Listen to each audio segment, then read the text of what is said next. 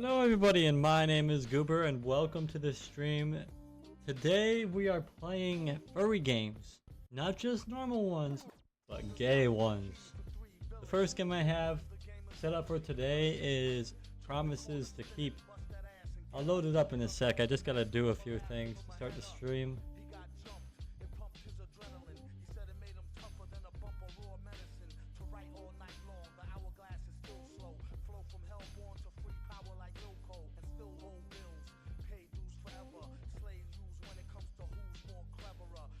Yo, what's good, Mr. Thug Money Jeans? I'm just getting this shit ready.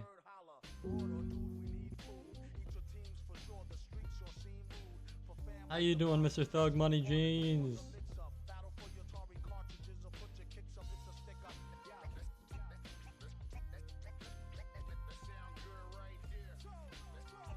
I'm just downloading and finishing up certain things.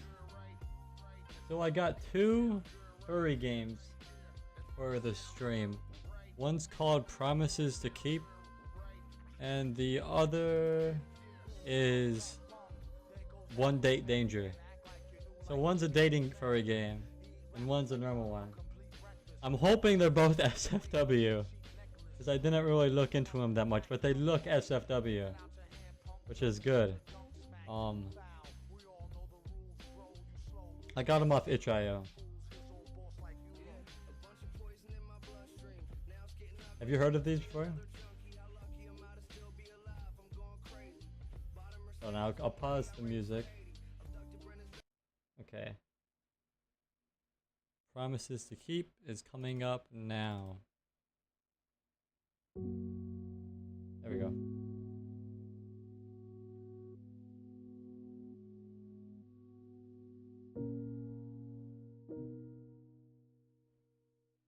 Okay.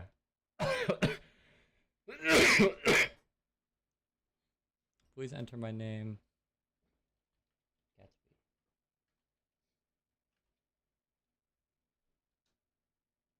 Your name will be Gatsby, okay. Yes. Sorry to inform you, but due to severe weather conditions, your upcoming flight has been cancelled.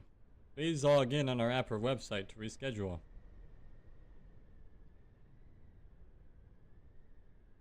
Fuck.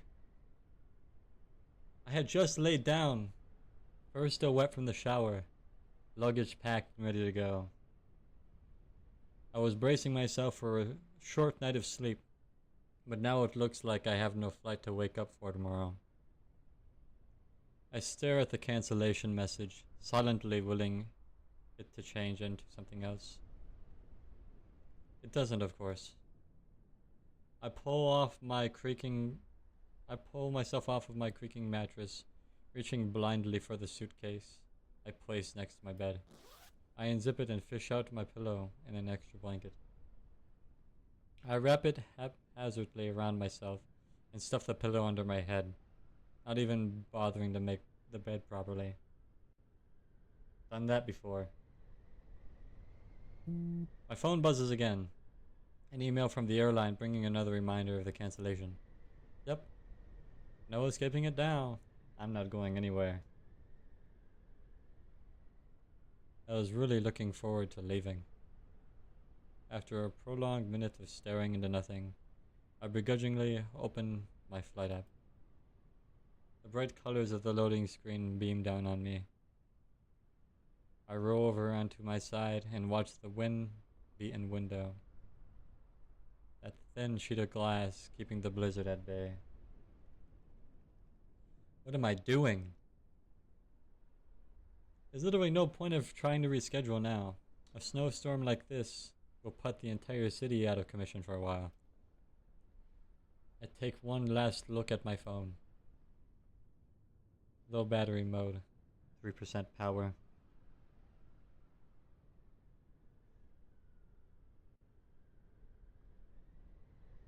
Oh shit, I had some echo on by accident. Sorry guys. I flop my arm over the side of the bed once again, pawing around for the charging cable. The phone buzzes lightly as I plug it in, and I flip over to stare once again at the window. Sleep finds me faster than I expect. At least in my dreams, I am somewhere else. Somewhere else? Didn't you want to live here? Didn't you promise all those years ago to all those people that you'd return? Now that you're here, you can't wait to leave.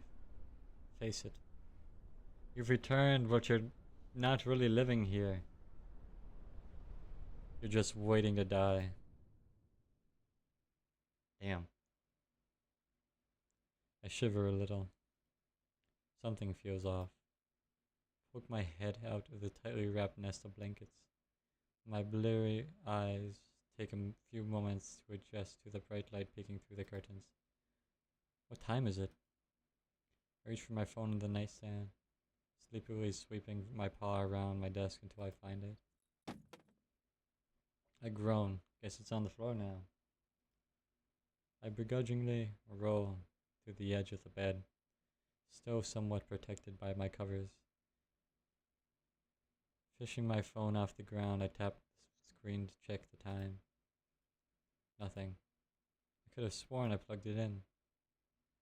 I get up, still swaddled in my blankets, and stumble over to the window.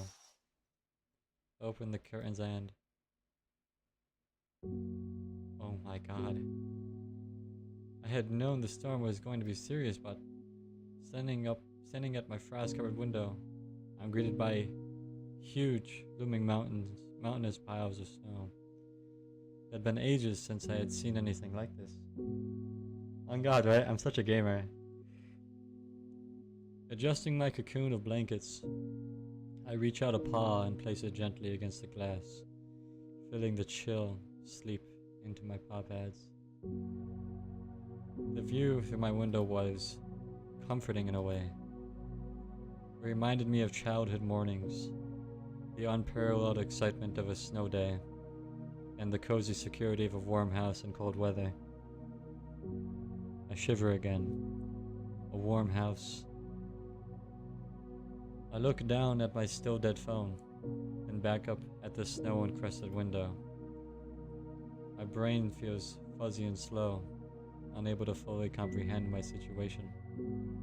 Wait. I turn and sweep into the living room, my blankets trailing behind me, and walk up to the thermostat on the wall. You've got to be kidding me. I can only see my reflection staring back at me in the temperature control panel, the interface itself blank and devoid of life. Suddenly, it strikes me just how cold I am, how cold everything is, from the air brushing my face to the floor beneath my footpaws. The power must have gone out at some point during the night, and with it, of course, the heat. For a few long moments, I stand completely still in the center of the living room, attempting to process this turn of events. I trudge over to my fridge and open it out of instinct, but I'm quickly reminded that I cleaned it out last night. Probably for the best. The thing is useless without power.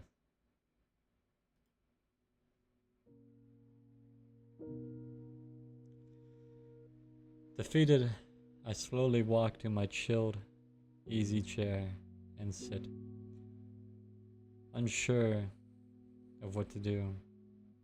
Without a clear way out of this mess, all I can do is start to daydream.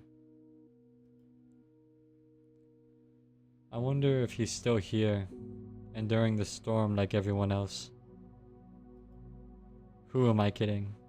I've been back here a whole year, and there's been no sign of him. Not that I've actively scored the city for him, but I've just been so busy. Work has been so busy.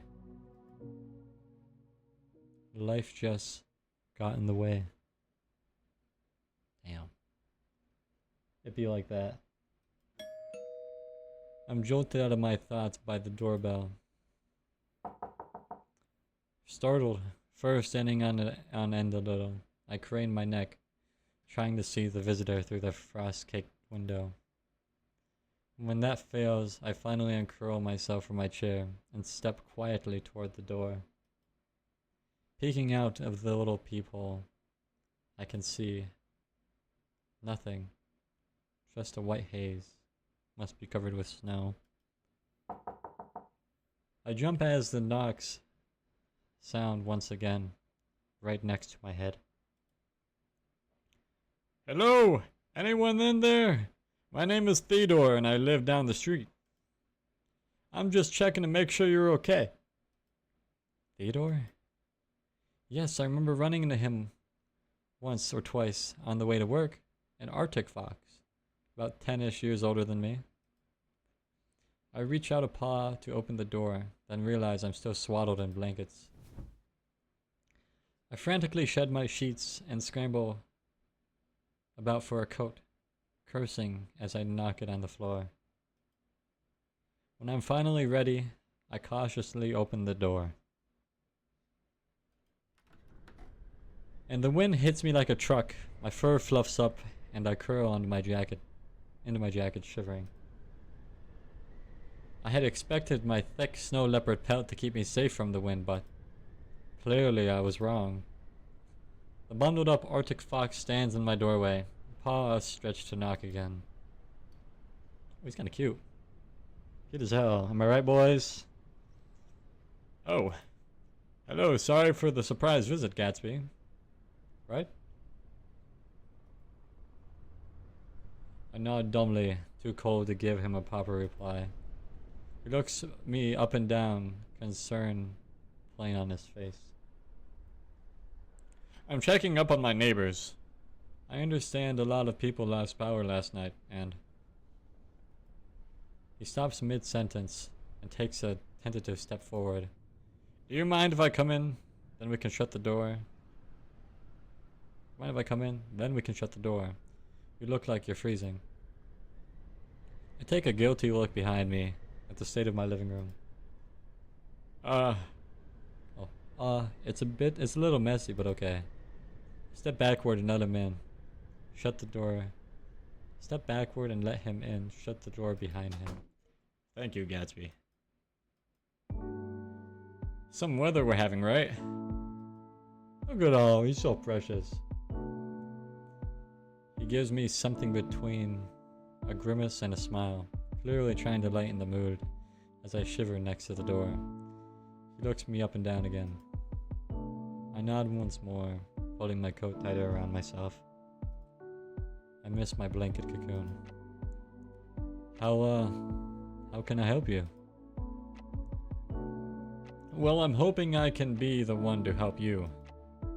His eyes scan the room, landing on the dead thermostat and the piles of blankets on the floor. I wince internally, thinking about what a mess this place is. Aww. It's looking like this whole side of the street lost power.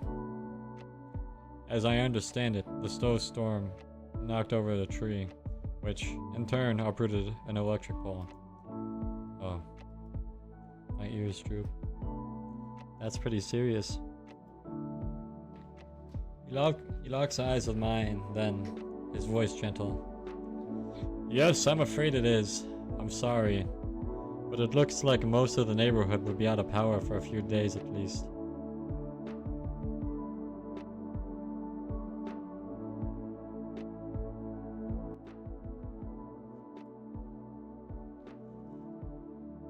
Is the stream fucking up? What's going on? Wait one sec. Yes, I'm afraid it is. I'm sorry, but it looks like most of the neighborhood will be out of power for a few days at least. A few days? Panic starts to boom in my chest. I was already freezing my ass off, and it was only going to get colder.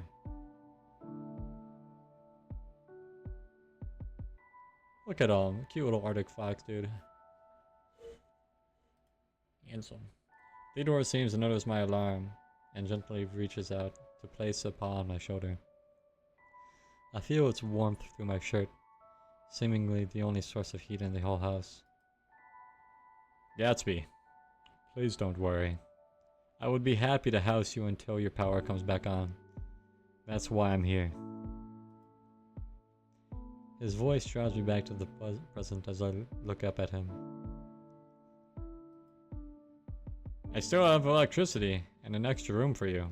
With heating, of course. Oh. I'm actually housing a few other people as well. Neighbors from this side of the street.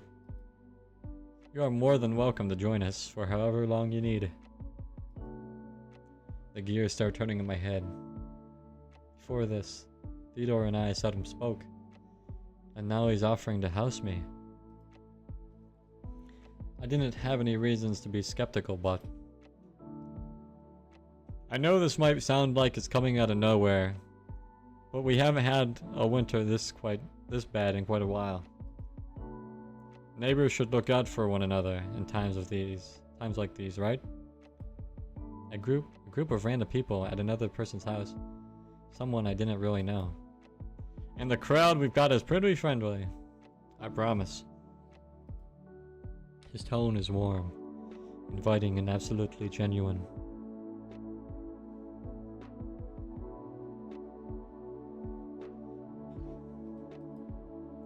I take one more look at the dead thermostat, and it stares back at me, vacantly. Well, it seems to say, what other choice do you have? I take a deep breath again, and regain my voice. Okay, sure. If you don't mind, I'd love to stay at your place. At least until my power comes back. Theodore beams at me, clearly pleased. Glad to hear it. Why don't you gather some of your stuff to bring over? And let me know if you need a hand. No, I've got it covered. Give me just a second. I walk briskly to my room, heart pounding. I enter my room and grab the luggage I had carefully packed yesterday. Fuck! It's so much colder than I realized.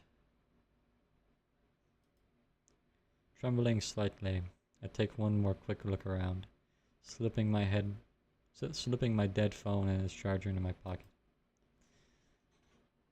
I knew I was set on leaving this room and this house behind today, but I didn't expect it to happen like this.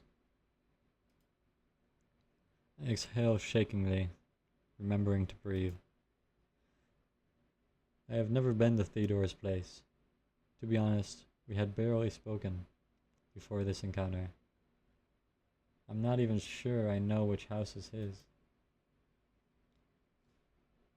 I begin to worry in earnest now, twisting the handle of my luggage between my frozen paws. I wasn't even supposed to be here. I was supposed to be on my flight, going far away.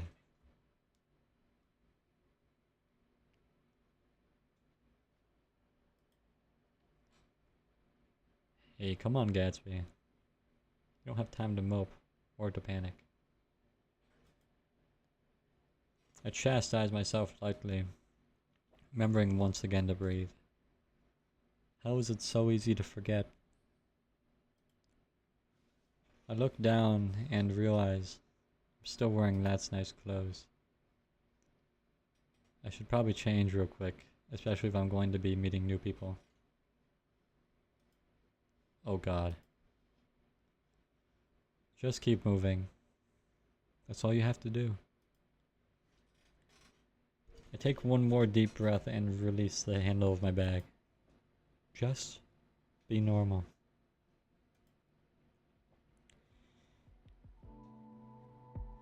Theodore looks up from his phone as I return to the living room, glancing at my full luggage.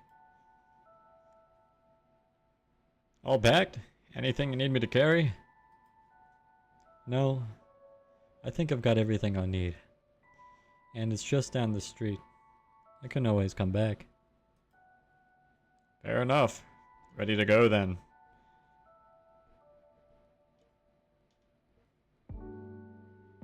Fair enough. Ready to go then? I give the place one final look around. It looks back at me, cold and painfully familiar. Yeah, I think I am. Well, I suggest a warmer coat. And you'll definitely need snow boots. Huh? Mine's still fuzzy from the weather. I pause and look down at my clothes. Then back up at Theodore. Look. I've been walking around in it all day. That wind is plain nasty. And the shallowest snow drifts are thigh high at least. I know we've both got some serious winter padding, but the storm is something else. Oh, of course, snow boots. I shake my head violently to clear my brain fog, but all that does is give me a headache. Right, sorry, let me just... Theodore flashes a warm smile. Take your time. I put her around the messy room, collecting my thickest coat and sturdiest boots. My paws twitch slightly at how cold they are. I felt like everything in the house froze overnight, including my brain, I guess. I quickly zip up my coat and button over the zipper, then begin struggling with the boots. There we go. That's more like it. I try to give him a smile back. Ready to go. Promise, this time. I suck at narrating, okay? It's a very beautiful game, though.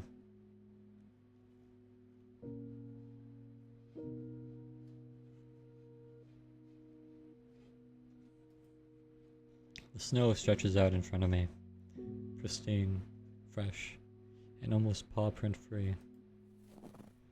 I take a few steps, disrupting the nearly perfect surface with my heavy, boot-clad paws.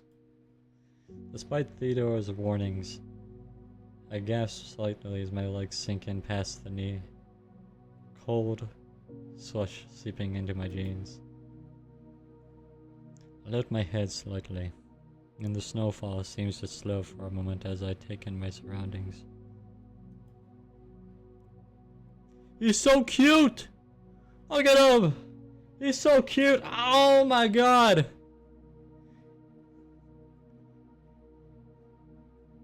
Such a cute little goober. Aww. In that lingering moment, the world seems so quiet, dampened by the hush of winter. Fat flakes dance around me on their way to the ground, piling higher and higher around my submerged boots.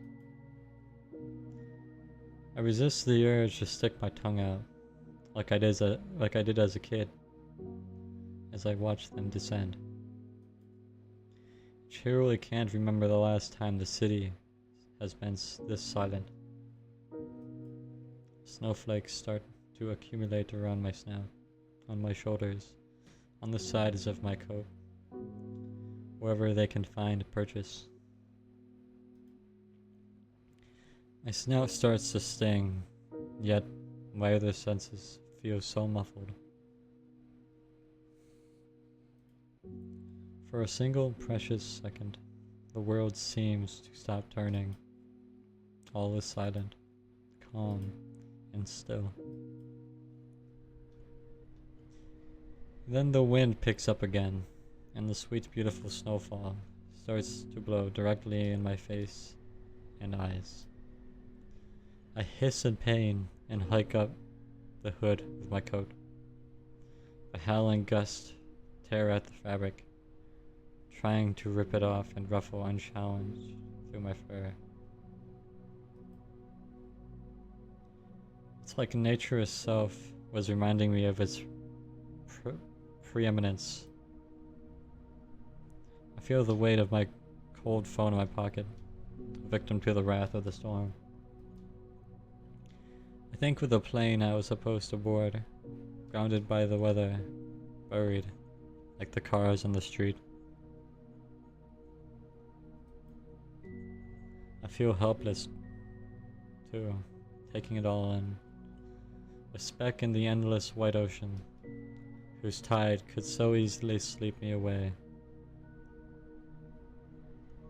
I wonder, I would be powerless to fight back. Then, a steady paw on my shoulder pulls me out of my thoughts. Hey, you alright?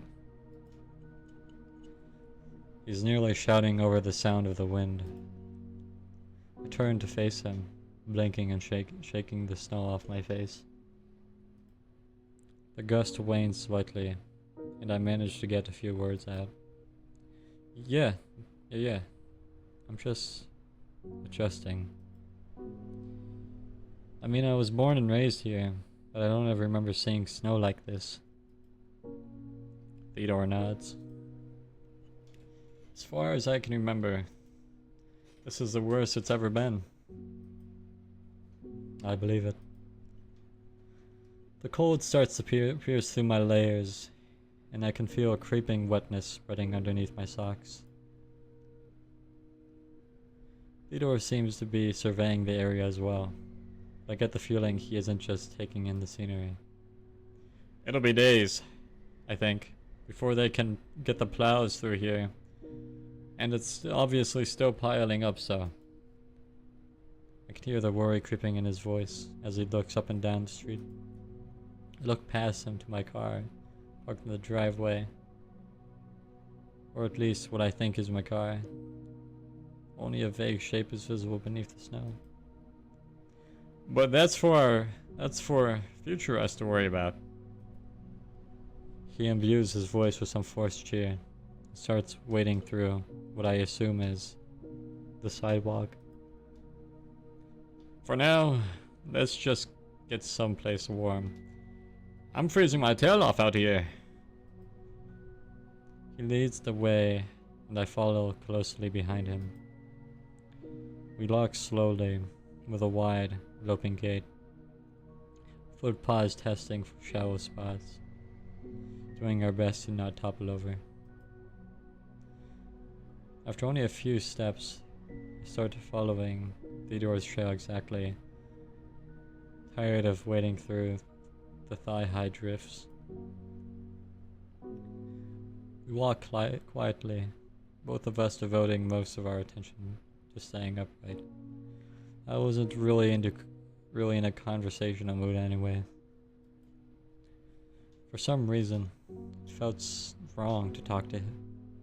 For some reason, it felt wrong to talk too much out here. Winter was speaking. We could choose not to listen, but we shouldn't interrupt. After a minute or so, Theodore turns back to me and points towards the nearby house. This one's mine. I blink in surprise. It's huge. For some reason, I hadn't expected him to own the biggest house on the block. We walk up the partially shoveled porch steps. Like, I can't even read this. Too dyslexic. We walk up the partially shoveled porch steps, and he fishes a key ring from his coat pocket. I'll need to give this another shovel tomorrow. People will be coming and going. He turns the key and opens the door. We both hustle and hurriedly shut it behind us, eager to escape the chill. Hey! He's got a fireplace! Probably no power, but at least a fireplace! Oh yeah. The warmth in the living room is heavenly, courtesy of a robust heating system and a merrily crackling fireplace. I can feel my muscles finally begin to relax in response to the welcoming heat. I don't think I realized just how cold I had been until this moment. We're back! Theodore calls out as we enter the house, but I don't hear a response. They must be busy. Oh well, you can meet them later. He sheds his coat and holds out his paw to take mine. As I struggle to remove my snow-filled boots, I can't help but ask. How many others are here? A smile returns to Theodore's face. He seems to have no shortage of those. Counting you, I'm expecting 5 guests in total. He brushes the clinging clumps of snow off our 2 coats and hangs them neatly on a nearby rack. Some of them are still gathering their things. Not too many then. I wasn't sure what to expect, but I don't know if I could have handled something like a group of 10. Same, I couldn't even handle that many people. Just like me, for real. Please, sit down. He gestures to a couch in front of me. He gestures to a couch in front of the fire, and I readily fall into one of the seats. I resist the tempting urge to immediately curl up into the warm cushions.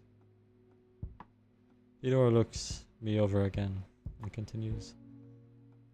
Anything to drink? How about some warm tea? I prepared the leaves myself. I suddenly notice how wet my pant legs are and guiltily shift them off the couch.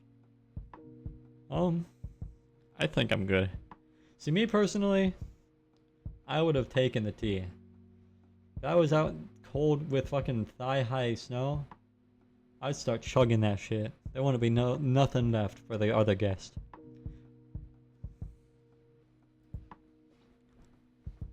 To be honest, I kind of feel bad at intruding. Fuck, I can't even read. So dyslexic.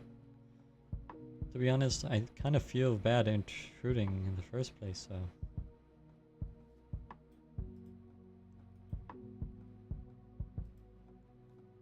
Theodore raises an eyebrow.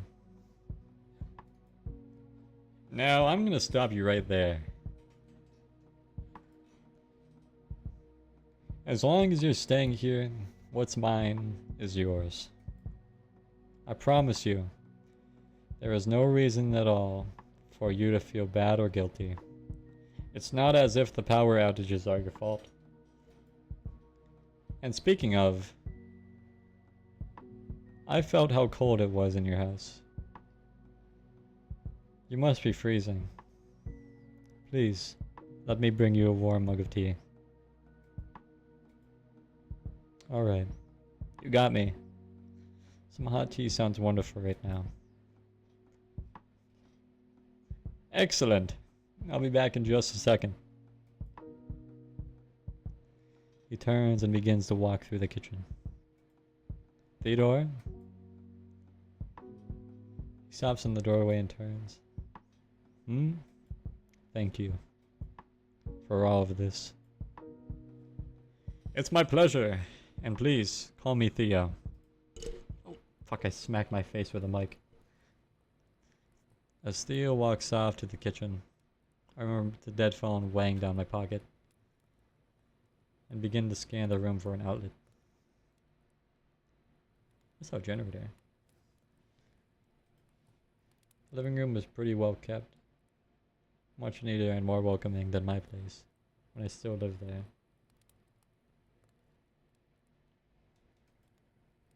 Do I still live there?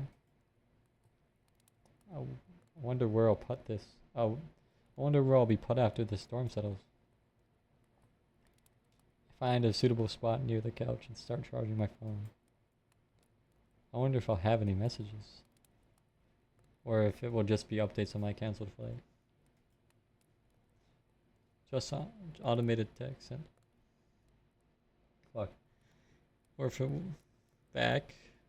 I wonder if I'll have any messages. Or if it will just be updates on my canceled flight. Just automated text sent by a computer. Then I hear pause steps as Theo returns to the living room. 2 steaming mugs in paw. Here, it's my favorite brew. White tea with chicory root, hibiscus, coriander, some other flavors. I think you'll like it.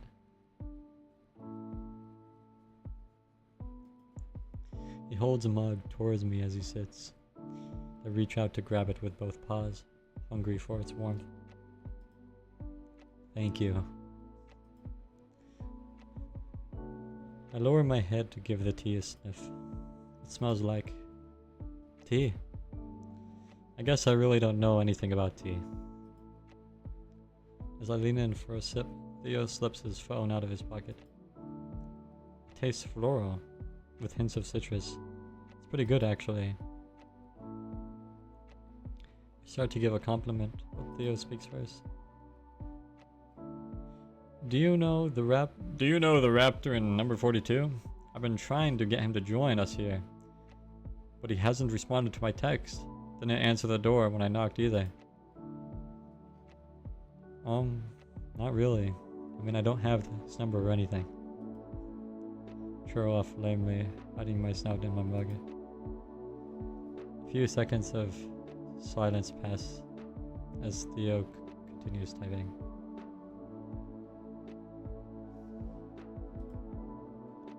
I'm texting a friend of his, Artemis. He's the bird in number 60. The two of them are pretty close. He'll also be staying with us. I'm not trying to sip my tea as quietly as possible. It felt pretty bad to admit that I didn't know my neighbors at all, especially when Theo has gone out of his way to be so kind to me. You know, I think I'll just head over there again. The cold isn't good for scaredy folk, and I want to make sure he's alright. Sounds good. Do you want me to tag along? Theo takes one look at me, tail wrapped around my soaking wet pant legs, clutching my mug to my chest. No, you still need to warm up. Just stay put, and I'll be back soon. I nod, immensely grateful. I was in no rush to charge back into the storm.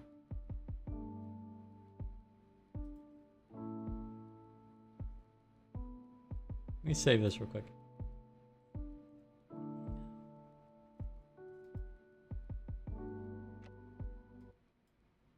I'm gonna pause this real quick because I'm actually really hungry, but I'll continue it when I come back.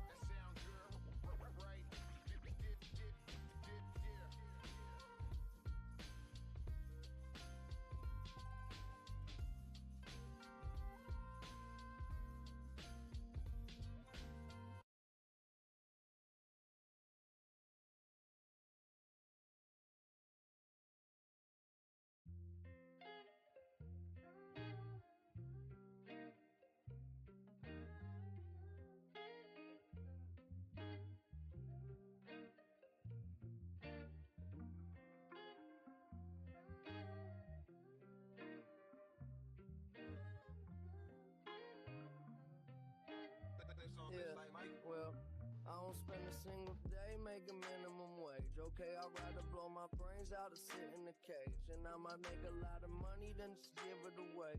I got nothing to lose. All I see is clouds under my shoes. Flight club and I ain't talking shoebox. Yeah, I might sleep the planet with the moonwalk. Yeah, I might become tomorrow or I won't. Now you see me, now you don't. Well, okay, this is rocking the boat. This is walking on top of water that's stopping the float. This is medical, way beyond tomorrow. I'm Christopher walking out. Okie dokie, I'm back.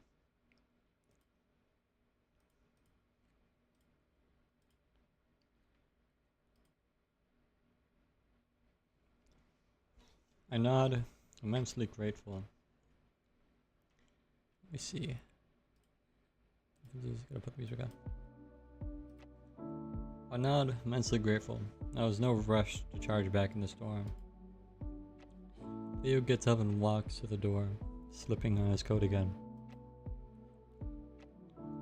Stay safe! And, I like the tea. I hold up my mug and give him a smile. Feel free to pour yourself another cup. I'll be back before you know it. The door swings shut, and I'm left alone with my tea and my thoughts. After a few more sips, I feel the comfortable heat start to seep into my core, slowly spreading throughout my body. I pull my still frozen foot paws up to the couch and peel off my wet socks, tucking them into the side pocket of my bag.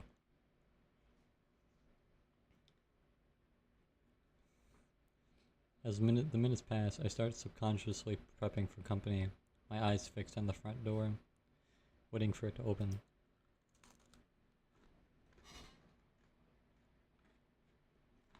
I got Oreos, by the way.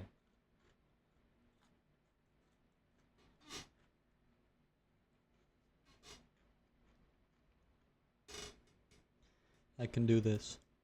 I can be normal. They'll come through the door any moment now. Bro, this dude is literally like me in real life, I swear. I get so uncomfortable around anybody. Doesn't matter if I trust him or not. I get uncomfortable. Life has made me a broken man. I can comfortably stream though and talk to Discord people. Without a problem. They'll come through the door any moment now. Shit. Then I hear a door shut somewhere else in the house. I nearly jump off the couch, startled, before remembering the other house guests. I just hadn't expected them to be here already. I take a deep breath, my puffed up tail swishing back and forth. Ugh, why am I so jumpy? I hear the gentle tap of paws coming down the flight of stairs, the sound getting louder. I sit up and prepare to meet whoever is coming, tucking my tail behind me to hide my nerves. Theo! I just got a text from Artemis saying... And the mystery guest comes into view. Oh my god! He's so cute! Oh! Sorry, I can't help myself. He stops mid-sentence, making eye contact with me, and gasps loudly, an audible mix of shock and wonder. Gatsby? My heart beats even faster. Those ear and fur patterns were unmistakable. It can't be. It had to be. Rofi? My heart drops. I feel time slow down around me. Thanks, Martha, for the follow. The dog freezes, eyes wide. He's clearly surprised, but I can't fully read his expression. Does he have some sort of grudge against me? Bro is literally me. I can't read anybody. Can't ever tell if anybody's being nice, making fun of me, or being mean, based on their face. Honestly, I'd understand if he did, given our history. We used to be the best of friends. Little memories flit across my mind. The vibrant colors of the tree in the town square. Rofi, the tree, and I. All changing with the seasons. The smell of the playground grass during recess. Freshly mown. The long nights we would spend talking, and the quickening beat of my heart when we would play fight. Especially when those play fights turned into sleepy cuddles. The last chocolate bar we shared before I left. Dark chocolate, bitter with hardly any sweet. Been over a decade since I last saw Rofi. since my parents decided to uproot our lives and move across the country. I only broke the news to Rofi a few days before the movers made their final trip to our place, grabbing the last of our things. I just couldn't find a way to tell him without breaking his heart. Or mine. Leaving felt wrong. It felt horrible. At the time it felt like I would never recover, and neither would he. After that terrible conversation, we spent our last few days trying to pretend like nothing was wrong. We just couldn't bring ourselves to talk about it anymore. And then, just like that, I left. He couldn't even see me off. We chatted back and forth a few times, long distance. Talks grew less and less frequent, until they stopped completely. He just wasn't a friend I could keep over the phone. Years passed and I forgot. Perhaps I made myself forget. That's always what I've done with painful memories. So cute. A single question settles like a lump in my throat. A childish question. A question a kid asks when they know they've done something wrong. Are you mad at me? Hi Maria. How you doing? I opened my mouth to ask it, but... Gatsby! It's really you! The bright orange dog breaks into a sprint across the room, arms outstretched. I barely have time to react before he tackles me in a soft, fluffy hug. Then we both fall back onto the couch, his momentum carrying us a bit too far. I lay there for a second dazed, then I feel him jump up from the couch. Oh, sorry. It's been so long. You really are Gatsby, right? I didn't just hug some stranger. He really hasn't changed at all.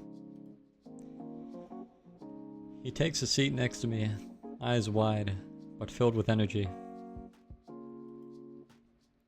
Still reeling from his football tackle, I find enough air in my lungs to respond. Yeah, it's me. Gatsby. Wow!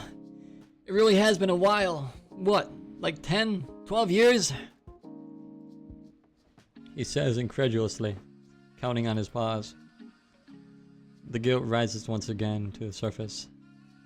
I didn't think I'd ever see you again.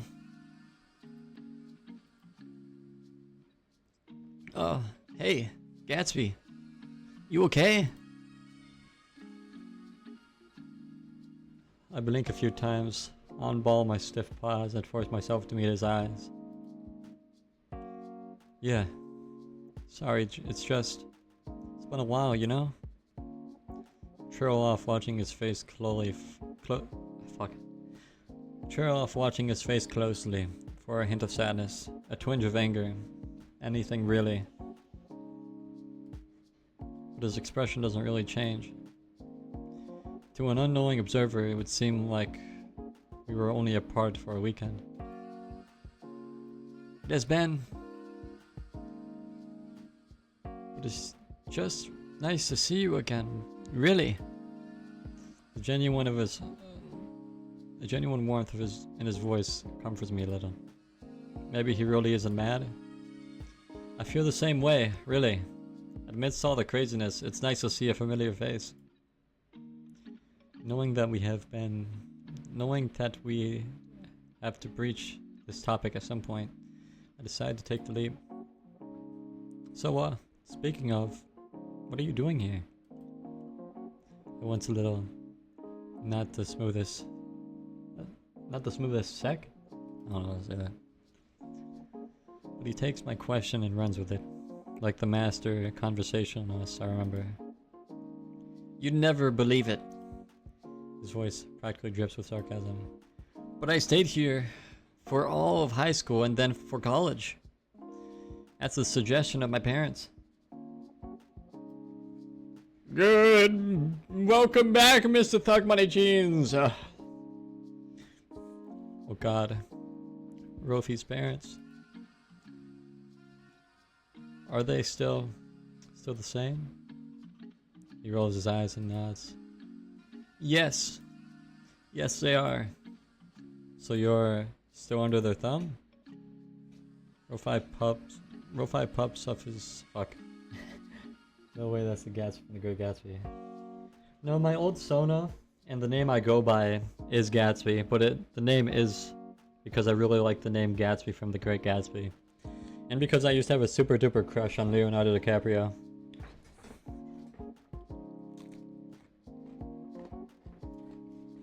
Especially the Leonardo DiCaprio from the Great Gatsby.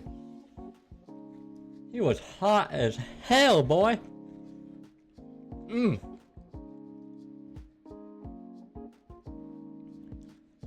Rofi puffs out his chest proudly.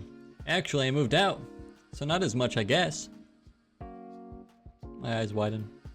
His parents were extremely His parents were this extreme overbearing type. They loved keeping him in the house, and would always give him shit for just asking to hang out with me on the weekends.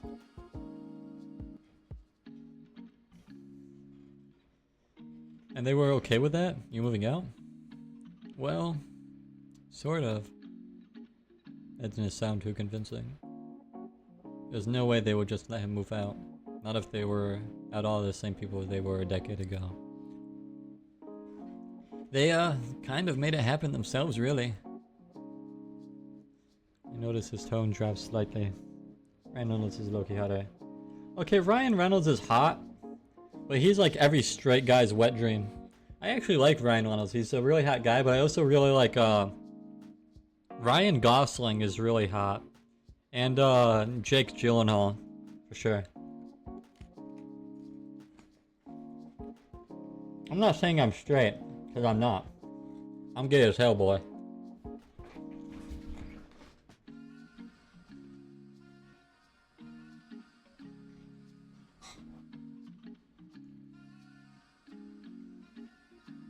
These are such adorable character designs, by the way. I cannot get over how adorable all these designs are. Credits to whoever made the game. These are fucking incredible. I open my mouth and close it again. Burning with curiosity, but not wanting to pry. Decide to drop it for now and let the room go quiet. Anyway, enough about that. Takes only a moment or two to perk up. He's always had the ability to lighten a conversation, and I was always jealous about that. Channing Tatum is not hot.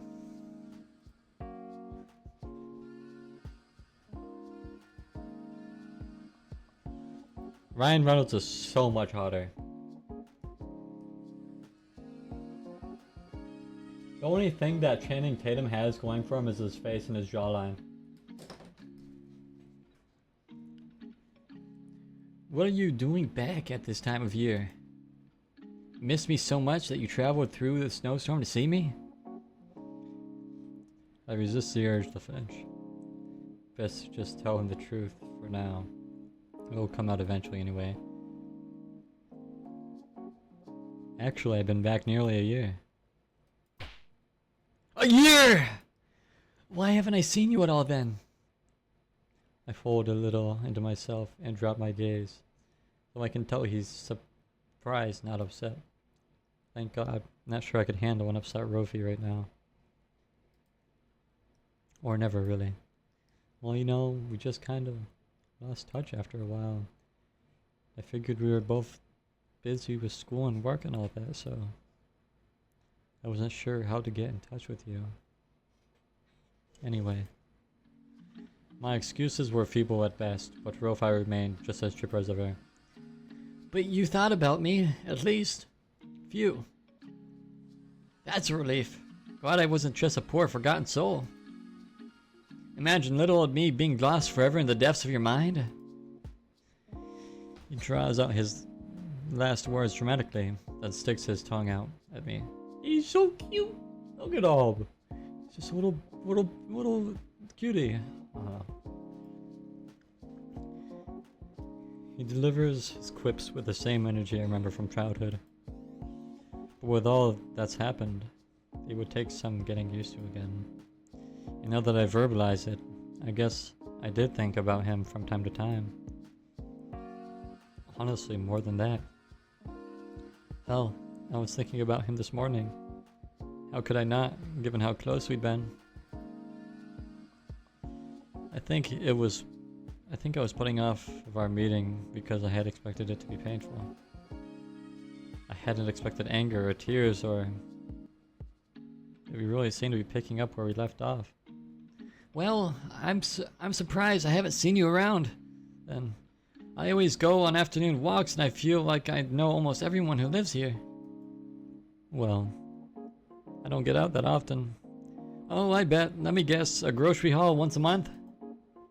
Hey, come on. It hurts because it's true. I try to mumble something, but in response, but it falls flat. I'm right, aren't I? I still don't understand why you choose to stay in when your parents always let you go out whenever. See, I had the same exact problem when I was younger. Well, it becomes a lot less special when you can do it anytime, you know? Sure, but having that freedom beats being trapped in the house every weekend of your childhood. He was right. When we were kids, he spent pretty much every weekend stuck upstairs in his room.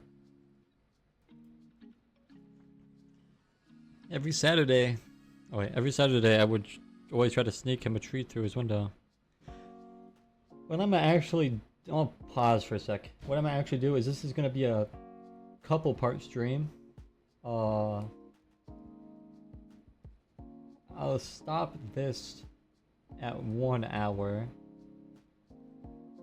And actually I'll keep it going until I kind of give up with it, because it seems like it'll be a really long story game. But it'll be a multi-part thing on my YouTube channel, Goober the Pupper. Anyways, back to it. I would buy two of some candy the mall was carrying, and we would walkie-talkie each other from across the street, critiquing our little snacks like we were on TV. He got really good at catching candy from his second floor window. That was our Saturday night ritual. He'd always eat dinner extra fast so we'd have more time to enjoy the secret dessert with me. But now, it seems like we've completely switched our house-leaving habits. How ironic. Simpler times, huh? I don't miss them as much as you. You were probably the only thing that made it bearable back then. I feel my face warming up. I hadn't expected such a compliment. Ha! You're blushing! I can't believe I can see it through your fur!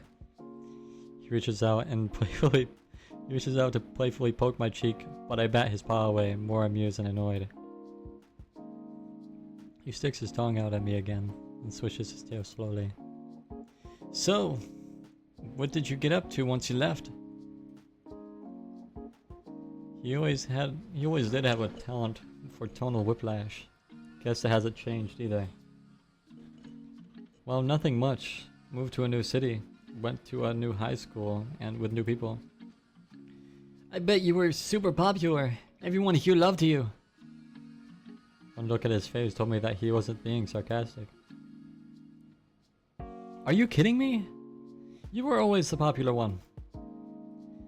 It wasn't a contest, and I promise we all miss you lots after you moved. I don't believe you. But anyway, my new school was really different. Way bigger. Even the teachers were overwhelmed by the size of our class. I mean, I guess I made a few friends, but I never really connected with anyone there. To be honest, I was counting down the days till I could move away to college. Back then I just wanted to be somewhere else. And has that changed? I pushed the thought away. And was it better? College, I mean. Yeah, it was. That's gonna sound cheesy, but it helped me find myself a bit, you know? Rofi's ears perked up. His smile widens. So Gatsby, tell me. Shit, hold on. So Gatsby, tell me, who are you? He mimes a microphone and holds it up to my face. Oh, well. The truth was that I was super queer. Truth was that I realized I was queer. It's not like I try to keep it a secret anymore, but something about telling Rofi was giving me a pause. Maybe the rush of old feelings and old fears. Clear my throat. Well, I figured it out that I'm... What the fuck? We both jumped as something slams into the front door. What was that? Rofi leaps onto the couch and speeds over. Rofi leaps off the couch and speeds over the door, leading into peer through the people. Oh, it's just Theo and Artemis and his friend. The door swings open to reveal Theo, or more accurately, Theo's arms holding two huge boxes. Rofi and I back away from the door, letting him stumble into the house. He sets down the boxes near the coat rack, clearly out of breath. What is all this? As Theo catches his breath, I hear a soft, timid squeak. His scaly, crested head pops into view behind Theo's hunched form. Oh, sorry. That's my stuff. I wasn't sure if bringing all this was okay, but everyone insisted, and I figured that I wouldn't want my monitor set up here. Actually, let me do a different voice for him. What should I do? Oh, sorry. That's my stuff. I wasn't sure if bringing all this was okay, but everyone insisted. And I figured that I wouldn't want my monitor set up here if I was going to be here for a while. I figured that I would want my monitor set up here if I was going to be here a while. But I really didn't want to be a nuisance and... The flustered dino gets cut off by another voice, silky and smooth. Hey, relax. We already said it was alright for you to bring your things. I'm going to grab Hunter to help us with these. There's no way I'm carrying them upstairs without him. Oh, Hunter looks cool as hell. It's like emo Mordecai. Theo steps in and starts moving his coat. He's a stoner for sure. The source of a velvety voice comes into view. A bird, some kind of blue jay, was my guess. But he looks like he just came from some crazy music concert. And with only a light coat draped over his shoulders. How was he not cold in that? He was just trying to be a badass, you know. Ever play Goodbye Volcano High? Know what's it about? Oh, Mr. Thug Money Jeans. Oh, before I forget. Gatsby, Rofi. This is Oliver. Theo gestures at the dino, who gives me a nervous grin.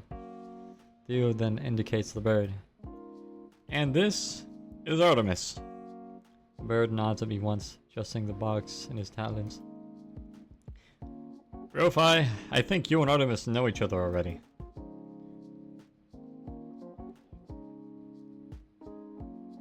Rofi gives Artemis a grin and a wave, and the bird responds with the slightest hint of a smile. They'll both be staying with us as we wait out the storm. I won't spoil it, but it's good in my opinion. It's nice to meet you both. Theo excuses himself to grab the mysterious hunter, who I still have yet to meet. If Rofi moves to shut the door behind us, scooping up one of the boxes and springing up the stairs to Theo. We have guests! Yeah! Just kidding. We have guests! Artemis lets out a comical sigh. That dog has too much energy. One of these days, his treads will wear out. Clear my throat quietly, gearing up once again for small talk.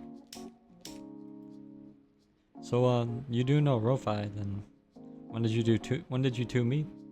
I remember him saying he texted you earlier. I moved here pretty recently, but I always see him I always see him going for walks, and he usually invites me to join him. Typical dog behavior. Artemis starts to make his way into the couch as he talks, and Oliver and I follow. The bird and I both sit. Oliver gently pokes at one of the cushions with a claw, testing it, and joins us in front of the fire. Yeah, it does sound like Rofi. However, I mean, always looking to make friends. Highly recommend it. I'll check it out sometime. Is it stream safe? Or is it like... Because if it's stream safe, I'll stream it sometime. If I like the way it looks and all that.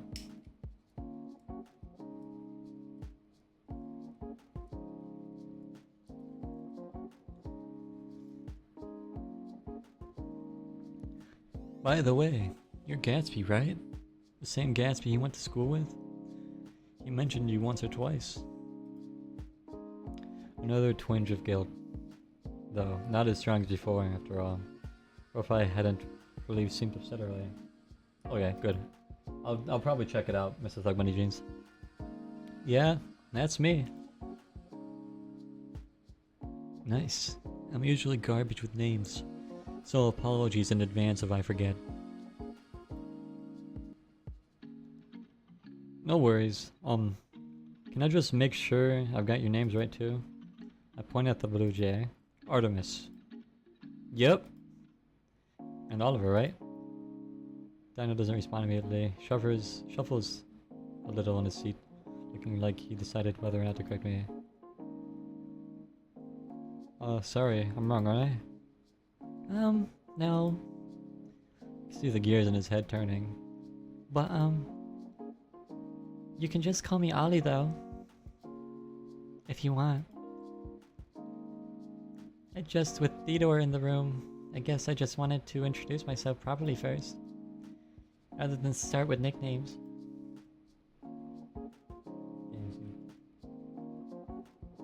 Fully voice acted. Oh, okay, that's cool. Because, well, you know. Shit, stream switching. He's our senior, right? I didn't want to lead with such a childish nickname. Dino loses steam as he talks, and his long-winded explanation trails off into a mumble. Artemis cocks his head inquisitively. You know, he goes by Theo, right? Does he? Ollie seems genuinely surprised by this. He begins gnawing on a talon thoughtfully. And he's not that much older than we are. What is he, 30 something? He's still got a few more years before assisted living. I can't help but snort at Artemis's joke, hiding my laughter behind a palm. He gives me a small wink, amusement playing in his eyes. Really? But he seems to have his shit together. Ollie mumbles, stuffing his claws even into his hoodie pocket. Well, I think Ollie is a cute name. And Theo is a chill guy. I wouldn't worry about it. Artemis speaks firmly but not harshly, and Ollie nods softly in response. Artemis speaks firmly.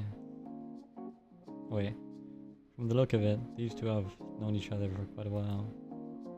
Something about their dynamic feels very comfortable, very lived-in. If it matters, I agree. Both look at me, Ollie in surprise, Artemis in gratitude. I'll admit, I don't know Theo that well, but I don't think he's the judgy type. He wouldn't have invited us all to stay otherwise. And I also think Ollie is a cute name. Thanks. Conversation is suddenly interrupted by two sets of paws coming down the stairs. Alright everyone, last introduction. Oh my goodness, look at this row of cuties! Oh, I can't contain myself, guys. Theo stands aside to review a raccoon with a warm, goofy smile. He raises his paw to wave, his t-shirt rippling over a layer of bulky, well-built muscle beneath. I'm about to act up, boys. I'm about to act up. Yo, name's Hunter. I'm in town for winter break, but... He gestures to the window. Well, y'all know how's that's going. Anyways, I heard there were boxes for me to carry. I figure he was an athlete of some sort, judging from his physique. And the mention of winter break. He looks too built to be just a casual gym goer at least. I wonder what his workout routine is for him to look like that. Artemis speaks up and motions to the boxes on the floor. We just need help with these three. The other one is mine. Sweet! Something to lift, let me just... I watch him hoist two boxes up in the air effortlessly. I'll come back for the screen. Don't want to damage that. I can plainly see the relief on Ollie's face. Oh, sorry. I didn't get y'all's names. Artemis. Ali. Oliver. Ollie stops mid-word, eyes flicking to Theo and back. With the corner of his eye, I see Artemis raise an eyebrow. And I'm Gatsby. Great to meet y'all. Be back in a sec. Follows Theo back upstairs. Each step he takes is as light and careful as when he came down. It's like the boxes didn't weigh anything to him. Did he really say sweet? Something to lift? What a guy. His tone is snarky, but not malicious. So, showing off, I guess. Ollie chuckles nervously. But I mean, he was nice enough to carry all the stuff I brought, so... Gosh, I really shouldn't have left most of it behind. If I had. Ollie? Artemis interrupts him gently. Theo said it was fine, remember? And you saw how excited Hunter was to have something heavy to carry. You practically did him a favor.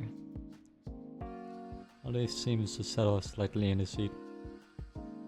His nervousness abating somewhat. Right. Sorry. Nope. That gets a real laugh out of Ollie, showing off a mouth of razor-sharp teeth. The bird looks up from his phone to make eye contact with me. This is a little game me and Ollie play sometimes.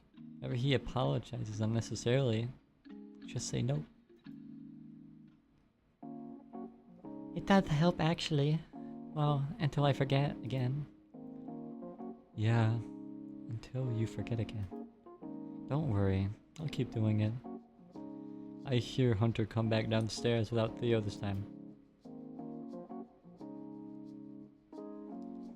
Hey Ollie, Theo wants to show you your room. You can see Ollie freeze up as he fears his nickname. He tries his best to play it off. Oh, coming. I'll come too. Gatsby, you joining us? I think I'll hang here a bit more.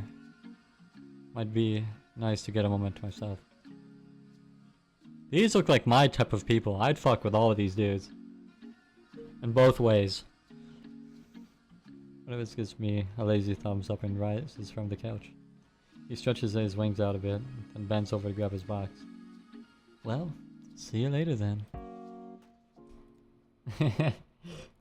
Come on, I can't be the only one who'd fuck with all of them in both ways. They're all so cute and gay looking. And just like that, the living room goes quiet again. You can't blame me And just remember to breathe, Gatsby. Settle back in the couch cushions. Hadn't really been prepared for meeting so many people in such a short time. I'd be feeling probably the exact same way.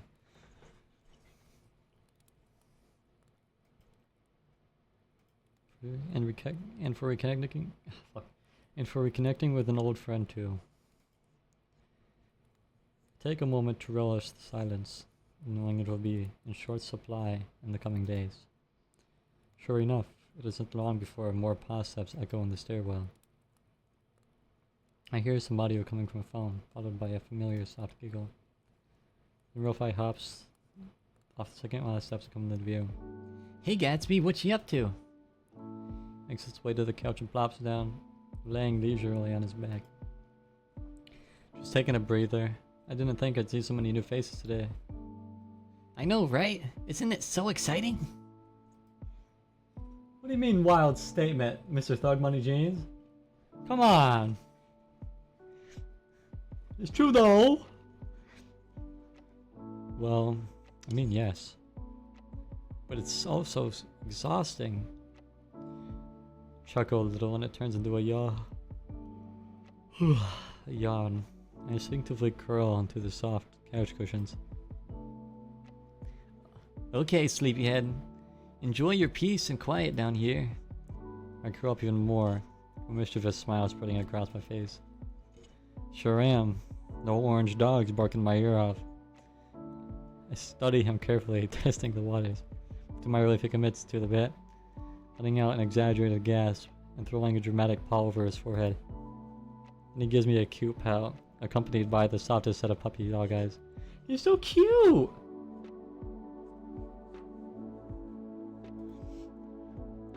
How rude. How rude. And here I was about to invite you to hang out with me until dinner. I stood up, clearly a little interested. I was just gonna play a video game, lay around, you know.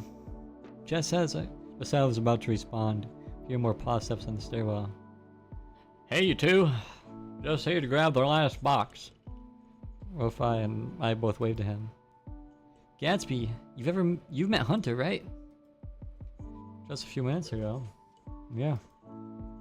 Hunter bends down to scoop up the cargo. Yep, we're best friends already. Well, Gatsby, for someone who leaves the house once a month, you seem to make friends pretty quickly. I forced a smile, wincing internally. If only he knew how wrong he was. Hey, maybe if they got all the practice, maybe they've got all the practice they need. 100% friend rate whenever they meet someone new. I don't make any friends when I meet new people. They both laugh, bouncing off each other's energy. Two of them together are silly. I could see them being a bit too much too. Oh dang! He points at the one-ass box, lying forgotten near the door. There's another monitor in that box! Hey Gatsby, wanna grab that from me? I don't want to carry too many fragile things at once. And now you're stealing Gatsby from me? How could you? He nudges me playfully. See? I told you. You were always the popular one. You can have them back after they help with the boxes. We all gotta do our part around here, right? I can tell he's joking, but the comment still sends a jolt of guilt down my spine. Of course I'll help. Once we get this settled then. I'm interrupted by Theo shouting down the stairwell. Hunter! Get that box yet? Oh, that's my cue. That's our cue. We're coming, Theo! I scurry over and grab the remaining box, surprised by its unexpected weight. Hunter turns to Rofi. He's now making himself comfy on the couch, absorbed by his phone. Don't have too much fun by yourself now. What? No, I'm coming too. Sticks out his tongue and sticks out his tongue at Hunter and, in record time, jumps off the couch and zips past him up the stairs. And there he goes! No, I always said he should try out for track. You two know each other? I feel like I'm doing a bad job keeping up here. Yeah, same college. I mean, he graduated, obviously, but we were buds. Makes sense. They seemed way too comfortable around each other to have just met today. Should ask them about that sometime. Anyway, we're needed at the front line. Hunter bounds upward, humming a jaunty tune. I start to follow. I take a moment to adjust my grip on the box. My eyes fall on the numerous photos adorning the stairwell walls. Many of them were presumably Theo's childhood. Days spent camping, playing in the yard, the amusement park. One in particular catches my eye. Theo's 17th birthday, 2005. Aww, there's Mama. That's little Theo. Aww. Teenage Theo, lankier and less tired looking. And a tall, broad-shouldered woman, another Arctic fox, standing side by side in front of a new car. Maybe him and his mom? They look very alike in the photo. Same fluffy white fur, similar face and snout. It had written in neat clipped cursive in the bottom left corner of the photo. Theo's 17th birthday, 2005. Theo was a cute kid, huh? Theo was a cute kid, huh? I chuckled softly, adjusting my box again. Sorry, got distracted. Hey, no worries. Maybe we can ask him about some of these later. We'll have plenty of time to kill. Glance back at the photo of him and the woman. Their smiles are wide and bright, and unabashedly joyful. Come on, man. Let's not keep him waiting any longer. Sorry. I turn and follow Hunter's swinging tail up the stairs. At the top we find Theo leaning against the wall, phone in paw. Still looking for others to join us. Theo looks as we clear the top of the stairs. Oh yeah, I'm just making sure no one else needs anything before it gets dark out. Hunter grins. You're a good egg, Theo. I nod heartily in agreement. Yeah, it's awesome that you're looking out for so many people. We all really appreciate it. Oh well, I... Clears his throat. His voice a little huskier than normal. It's nothing. Wait, I'm trying to think of the voice I was doing. It's nothing really. This is a big place. Might as well put it to use. And it has everything. Wi-Fi, food, electricity. Hunter fakes a little shiver. Hayden? Oh, he's so cute! Who wouldn't want to live here? I suppress a chuckle and roll my eyes at the Rofi-like performance. Well, I'm happy you're making yourselves at home. Oliver is staying in that room down the hall. Rofi already ran past, as I'm sure you noticed. Right on cue, I hear his muffled woof of laughter. Theo leads us over and knocks gently to announce our presence. Come in. Theo pushes the door open. Artemis is sitting in the middle of the floor, chatting with Rofi while they eat bags. Ollie, on the other hand, is scurrying around the room, holding 5 trailing cables in one hand and his phone in the other, muttering to himself. Just gotta put this here, and this cable should go on the desk, and oh gosh, who is texting me right now of all times? We interrupting anything? Oliver? Are you finding everything you need? Ollie doesn't reply, now engrossed in answering his phone. He's just getting organized. As hard as it is to believe. I'd say he moves faster than me, which you know is pretty fast. Artemis gives Rofi a look. Yeah, I don't get the point of inviting me on walks if you're going twice my speed the whole time. Hey, I slow down for you sometimes. How magnanimous. How magnanimous. I am forever in your debt. Though I'm enjoying their banter, all I can tell, and I can tell Theo is too, heavy box is starting to take its toll on my arms. I open my mouth but struggle to break into conversation. I sneak a glance at Hunter. Predictably, he doesn't seem to be struggling in the slightest. Anyways, that's good to hear. Just wanted to check in. Artemis, have you taken a look around your space yet? I know it's a basement, but I promise, it's actually pretty comfortable. It's perfect for me. I don't need a lot of space. My eyes out around the room, looking for a proper space to put this thing down. Rearrange my grip and feel a jolt of pain through my wrists. Great, it was nice for you to trade rooms with Oliver. I suppose it can get a little chilly down there. Whoa! You never showed me that kind of benevolence, Artie. Just know he'll be more comfortable up here. You can tell pretty minute differences in temperature. He gets anxious without any windows too. Reaching my limit, I open my mouth gently, but at that moment I feel the box at the bottom of my eyes. Before I can react, the handle slides neatly from my grip and drops like a stone. Oh fuck! I see a flash of movement as Hunter lunges, just in time. For a second reaction, he shifts his box and is into his right arm and leans into a half squat, perfectly catching the falling item from beneath. Whew! Warn me next time about the drop expensive piece of tech. For a terrible moment, I just stand here, feeling the stares of everyone in the room boring into me. Even Ollie snapped out of his intense focus to watch. My ears flattened tight against my head. Oh God, I'm so sorry.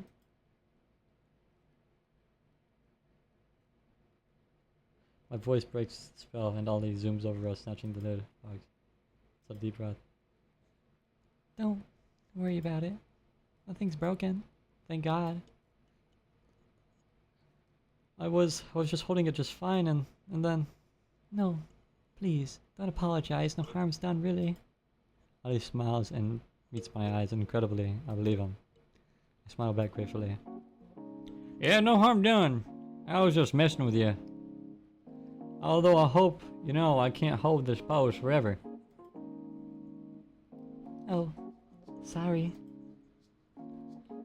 Ollie hops over the desk, wiping a number of objects off under the floor. Ollie, I just organized the stuff you put here. You can leave both of them there on the desk. Thank you so much. Hunter straightens with ease, languidly walks the 2 boxes over and turns to Theo. Need anything else, boss? Nope, that's it for now. We'll call you if that changes. Always at your service. Hunter walks out the hallway, motioning for me to follow. Hey, I'm probably gonna head back to my room and relax. You wanna join? If I gasp in mock indignation and is at my side in an instant, clutching my arm. I knew you were trying to steal Gatsby from me. Ah yes, Rofi's famous puppy dog eyes. As deadly as always. Whoa, easy there, I'm no thief! We can all just hang out in my room. The more the merrier, right? But there's a new game I want to try out, and I only have 2 controllers. I open my mouth to ask why can't we just take turns, and then I realize I have to spend more time with me alone, just the 2 of us playing video games like back in the old days. So laughs and waits forward, committing to Rofi's bit. Don't be greedy, Rofi. You two have known each other. You have known each other for so long. Gatsby and I have to make up for lost time. Raccoon gives me a knowing look. Twinkle of amusement of his eye. Seems like someone wants some one-on-one time with you, Gatsby. But for real, it's your choice. Just know my door is always open. Rofi giggles, breaking character for a moment, before slipping back into a lethal pout. Oh, of course, feel free to leave poor old Rofi behind. Those eyes used to destroy me. Now I can see his laughter behind them. I don't think he'll actually be mad if I hang out with Hunter for an hour or two. After all, we'll have plenty of time to spend together over the next few days, or however long it takes. It really was my choice. Okay, Mr. Thug Money, who do I go with? Hunter or Rofi?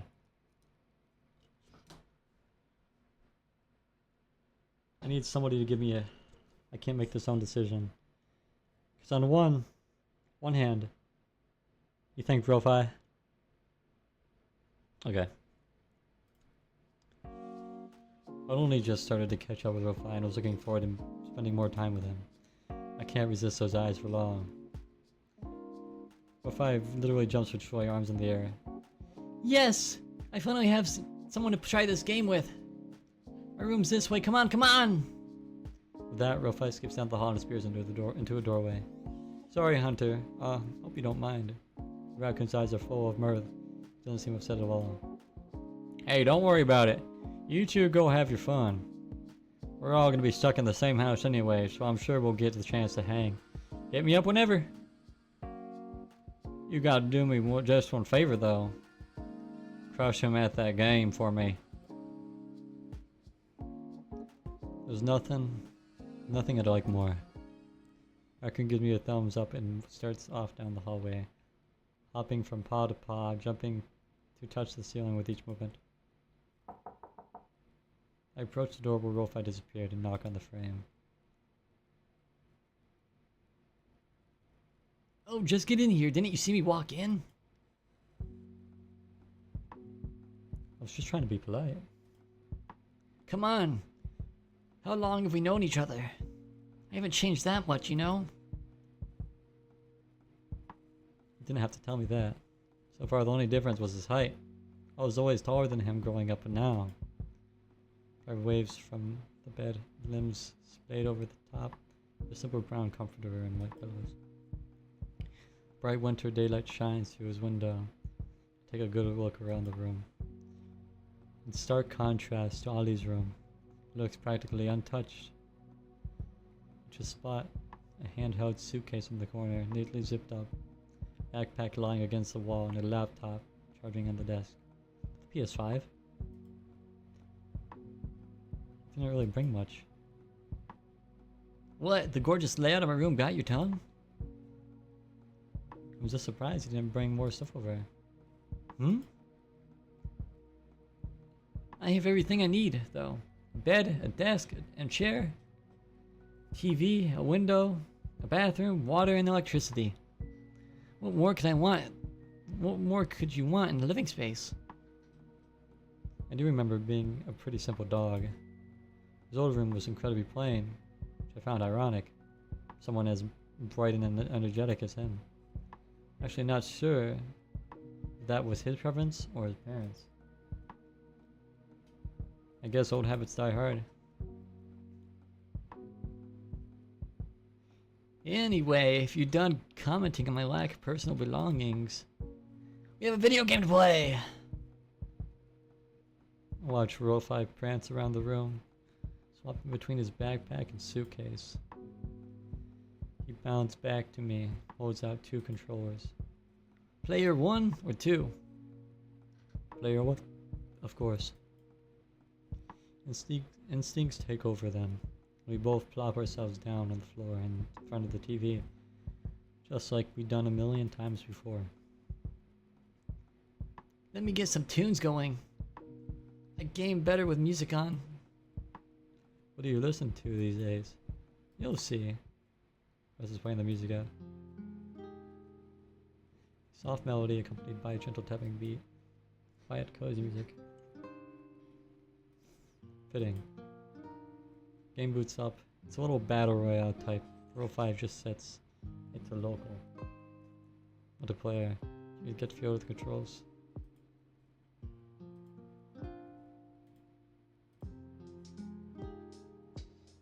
Okay.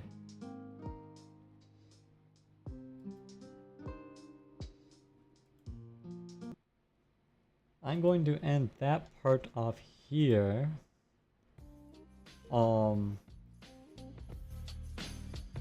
Just because it's already been an hour and 35 minutes for that. As of right now, it's fucking incredible. Like, I love it so much. The character design is cute. The characters are cute.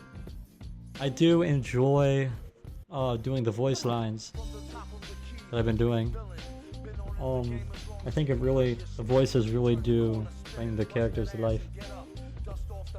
I'm not really used to these type of games whatsoever.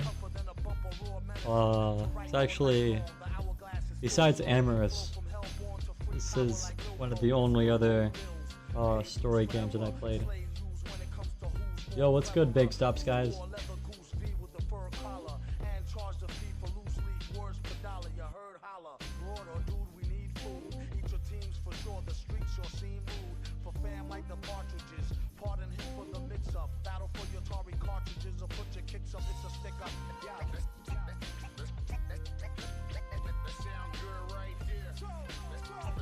Thank you. I love Mac Miller and MF Doom. I love Mac Miller to heart. My favorite music artist who ever exists, forever and always. Rest in peace, Mac Miller.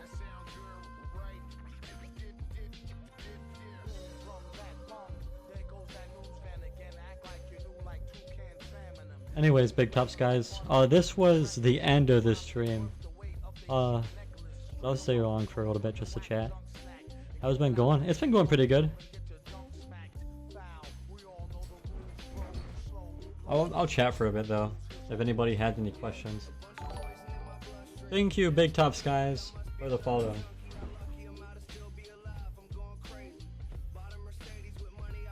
I'm actually going to, in a few minutes, I'm gonna play a different game. So if you want to, I have till 8 to stream, because I'm busy after 8. It's only 6:30 p.m. right now. So if you want to just stay on the channel, and then you could tune into the next stream, which I'm about to do. Hell yeah. What am I gonna play? Hold on. I haven't really thought about it yet.